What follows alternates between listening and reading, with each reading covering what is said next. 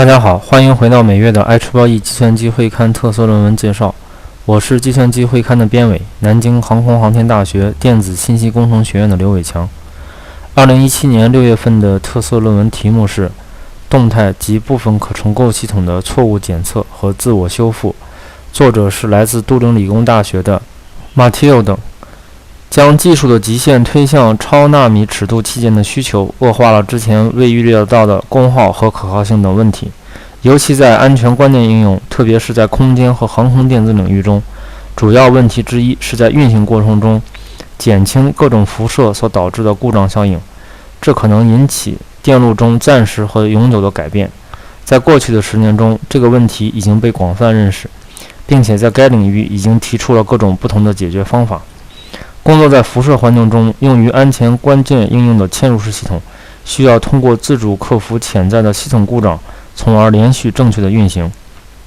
这种情况需要自主检测、自我诊断和自我修复的能力。在可行的技术解决方案中，采用基于 SRAM 的 FPGA 来实现动态和部分可重新配置的系统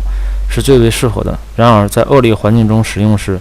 基于 SRAM 的 FPGA 必须容忍以单粒子翻转 SEU 和多粒子翻转 MEU 为形式的辐射效应，特别是影响其配置存储器。MEU 影响 FPGA 配置存储器的可能性增大，限制了传统的基于冗余的容错方法的有效性。事实上，粒子可以击中电路副本的同一逻辑组，使错误的结果传播。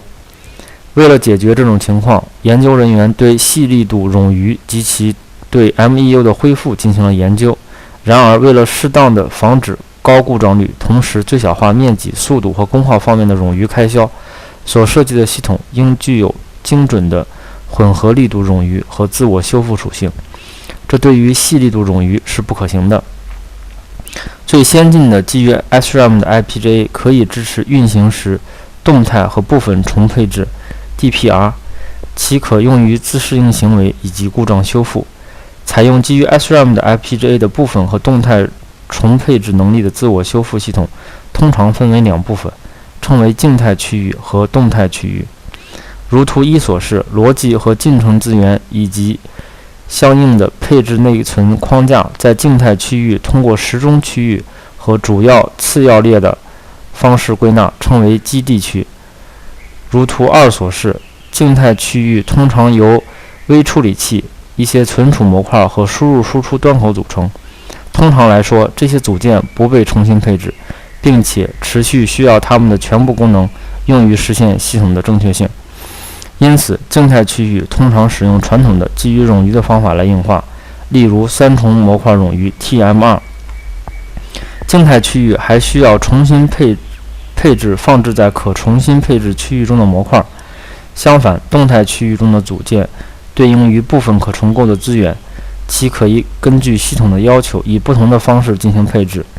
本文扩展了动态可重构的区域思想，使系统能够通过应用内部重构来纠正识别的错误。与已开发的解决方案相比，该方法增加了错误检测和纠错功能，同时引入了可比的面积和性能开销，有着显著的优势。为了实际证明方法的有效性，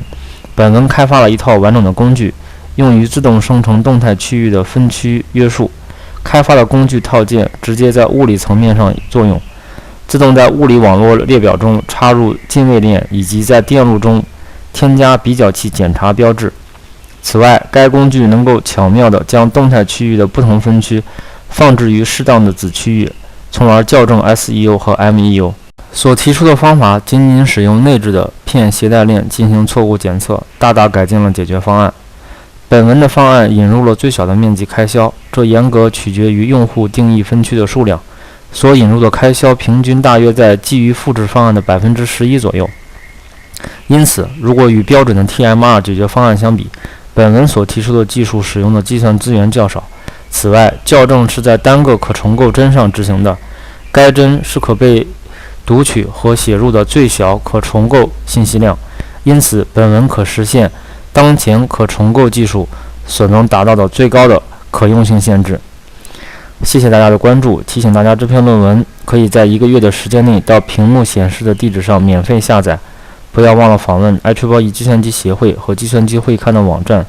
最新关于计算机会刊的消息，请访问杂志主编蒙脱水教授的网页。